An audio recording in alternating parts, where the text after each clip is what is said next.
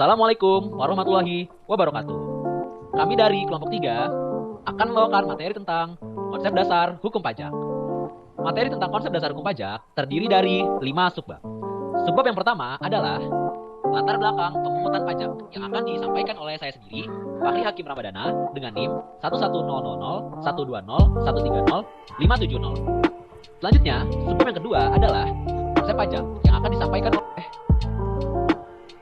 Saya Nurul Hidayat dengan NIM 11000, 120, 130, 130, 579. Selanjutnya, subbab yang ketiga adalah fungsi pajak yang akan disampaikan oleh Saya Alfa Indah Firoh dengan NIM 11000, 120, 130, 572. Selanjutnya, subbab yang keempat adalah jenis pajak yang akan disampaikan oleh Saya Noval Hidayat Abrar dengan NIM 11000, 120, 130, 575. Selanjutnya, subbab yang kelima sekaligus sebagai subbab yang terakhir adalah dasar hukum pemungutan pajak yang akan disampaikan oleh Saya Ida Syafa dengan NIM 11000, 120, 130, 583. Demikian perkenalan dari kelompok 3. Selanjutnya, selamat menyaksikan video kami. Oke, kali ini kita akan membahas tentang latar belakang pemungutan pajak. Jadi, pajak merupakan salah satu sumber penerimaan negara yang digunakan untuk melaksanakan pembangunan dan penyelenggaraan pemerintahan. Nah, pajak merupakan salah satu alternatif sumber penerimaan negara yang utama bagi negara yang memiliki keterbatasan sumber daya alam. Pemerintah atau negara melakukan pemungutan pajak ada dasarnya atau ada teori-teori perpajakan yang mendukung negara memungut pajak kepada warganya, yaitu pertama, teori asuransi, yang kedua, teori kepentingan, yang ketiga, teori daya pikul, yang keempat, teori bakti, dan yang kelima, teori asas daya beli. Yang pertama kita akan membahas teori asuransi. Pembayaran pajak menurut teori asuransi diibaratkan seperti pembayaran premi karena mendapat jaminan dari negara. Negara bertugas melindungi orang dan atau warganya dengan segala kepentingan, yaitu keselamatan dan keamanan jiwa serta harta bendanya. Teori ini mendapat kritikan dari beberapa para pakar dengan alasan jika ada timbul kerugian, tidak ada pergantian secara langsung dari negara. Lalu, antara pembayaran jumlah pajak dan jasa yang diberikan oleh negara tidak terdapat hubungan langsung. Lalu yang kedua, kita berbicara mengenai teori kepentingan. Nah, pembagian beban pajak kepada negara didasarkan pada kepentingan atau perlindungan masing-masing orang. Oleh karena itu, semakin besar kepentingan seseorang terhadap negara, maka semakin besar pula pajak yang harus dibayar. Lalu yang ketiga kita berbicara mengenai teori daya pikul. Nah, beban pajak untuk semua orang sama beratnya. Hal ini mengandung makna bahwa pajak harus dibayarkan sesuai dengan daya pikul masing-masing orang. Pendekatan untuk mengukur daya pikul ada dua, yaitu yang pertama, unsur objektif, yaitu dengan melihat besarnya penghasilan atau kekayaan yang dimiliki oleh seseorang. Dan yang kedua, unsur subjektif, yaitu dengan memperhatikan besarnya kebutuhan material yang harus dipenuhi. Lalu yang keempat ada yang dinamakan teori bakti.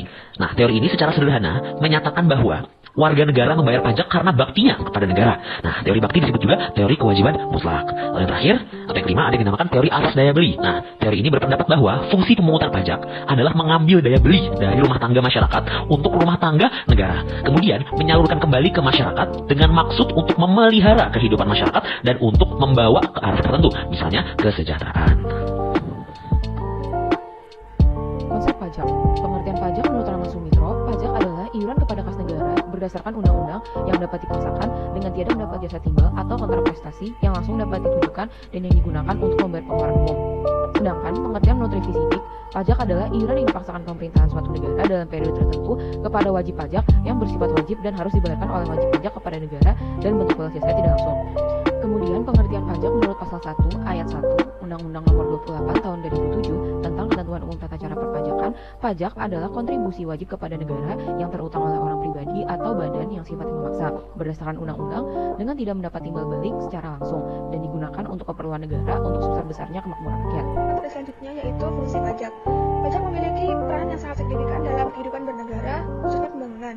Pajak merupakan sumber pendapatan negara dalam membiayai seluruh pengeluaran negara, termasuk pengeluaran untuk pembangunan, sehingga pajak mempunyai beberapa fungsi antara lain. Yang pertama yaitu fungsi anggaran atau fungsi budgeter. Pajak merupakan sumber pemasukan keuangan negara dengan cara mengumpulkan dana atau uang dari wajib pajak ke kas negara untuk membiayai pembangunan nasional atau pengeluaran negara lainnya. Dengan demikian, fungsi pajak merupakan sumber pendapatan negara yang memiliki tujuan menyeimbangkan pengeluaran negara dengan pendapatan negara. Yang kedua yaitu fungsi mengatur atau regulasi. Pajak merupakan alat untuk melaksanakan atau mengatur kebijakan negara dalam lapangan sosial dan ekonomi. Fungsi mengatur tersebut antara lain yang pertama yaitu pajak dapat digunakan untuk menghambat laju inflasi. Yang Pajak dapat digunakan sebagai alat untuk mendorong kegiatan ekspor seperti pajak ekspor barang.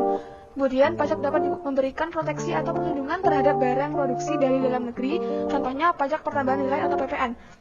Dan yang terakhir yaitu pajak dapat mengatur dan menarik investasi modal yang membantu perekonomian agar semakin produktif. Yang ketiga yaitu fungsi stabilitas. Pajak juga memiliki fungsi stabilitas di mana ia memiliki peranan yang penting dalam menentukan kestabilan ekonomi suatu negara. Misalnya, pajak dapat digunakan oleh pemerintah untuk mengatasi inflasi dan atau deflasi. Caranya, pemerintah dapat membuat atau mengeluarkan kebijakan perpajakan yang sesuai untuk mengatasi permasalahan yang ada. Fungsi yang terakhir yaitu redistribusi pendapatan. Fungsi redistribusi pendapatan yakni membuat pendapatan masyarakat merata. Pemerintah dapat memanfaatkan pajak untuk membuka lapangan pekerjaan. Dengan begitu akan banyak terserap tenaga kerja sehingga pendapatan masyarakat merata. Selain itu, pemerintah juga dapat menerapkan tarif pajak yang tinggi untuk barang-barang mewah. Jadi tidak hanya menekan hanya hidup konsumtif. Pajak dapat berfungsi sebagai redistribusi pendapatan. Jenis pajak. Pajak menurut golongan. 1. Pajak langsung. Pajak langsung adalah pajak yang tidak bisa dibebankan atau dilimpahkan kepada orang atau pihak lain. Artinya pajak ini harus ditanggung sendiri oleh wajib pajak. Contohnya adalah PPh, pajak penghasilan. 2. Pajak tidak langsung. Pajak tidak langsung adalah pajak yang dapat dilimpahkan atau dibebankan kepada pihak ketiga atau orang lain. Contohnya adalah pajak pertambahan nilai PPN. Pajak menurut sifat. 1. Pajak subjektif. Pajak subjektif adalah pajak yang pengenaannya dengan memperhatikan keadaan subjeknya atau keadaan pribadi wajib pajak. Contohnya adalah pajak penghasilan, PPh. 2. Pajak objektif. Pajak objektif adalah pajak yang pengenaannya berdasarkan objek, baik keadaan, berupa benda atau perbuatan atau peristiwa yang bisa mengaktifkan kewajiban membayar pajak, dan tanpa memperhatikan keadaan pribadi wajib pajak atau subjek pajak, ataupun tempat tinggal. Contohnya adalah pajak pertambahan nilai PPN. Pajak lembaga pemungut. 1. Pajak daerah. Pajak daerah adalah pajak yang dipungut oleh pemerintah daerah baik tingkat 1 pajak provinsi atau tingkat 2 pajak kabupaten atau kota, yang fungsinya untuk membiayai rumah tangga daerah masing-masing. Contohnya adalah pajak kendaraan bermotor, bea balik nama kendaraan bermotor, dan lainnya. Pengelolaan administrasi yang berkaitan dengan pajak daerah akan dilaksanakan di Dinas Pendapatan Daerah atau kantor pajak daerah atau kantor sejenis di bawah pemerintah daerah setempat. 2. Pajak pusat. Pajak pusat negara adalah pajak yang dipungut pemerintah pusat yang kegunaannya adalah untuk membiayai rumah tangga negara pada umumnya. Contohnya pajak penghasilan atau PPh, pajak pertambahan nilai PPN, pajak penjualan atas barang mewah PPNBM, bea materai. Pajak pusat dikelola oleh pemerintah pusat, diselenggarakan oleh Direktorat Jenderal Pajak Kementerian Keuangan. Pengelolaan administrasi yang berhubungan dengan pajak pusat dilaksanakan di Kantor Pelayanan Pajak atau KPP, atau Kantor Pelayanan Penyuluhan dan Konsultasi Perpajakan atau KP2KP, dan Kantor Wilayah Direktorat Jenderal Pajak serta di Kantor Pusat Direktorat Jenderal Pajak. Yang terakhir, kami akan membahas mengenai dasar hukum pemungutan pajak. Salah satu unsur atau asas pemungutan pajak yang utama adalah bahwa pemungutan pajak harus didasarkan pada peraturan perundang-undangan. Dasar hukum yang utama dalam pemungutan pajak di Indonesia adalah Pasal 23A Undang-Undang Dasar Negara Republik Indonesia tahun 1945 yang menyatakan pajak dan pungutan lain yang bersifat memaksa untuk keperluan negara diatur dengan undang-undang.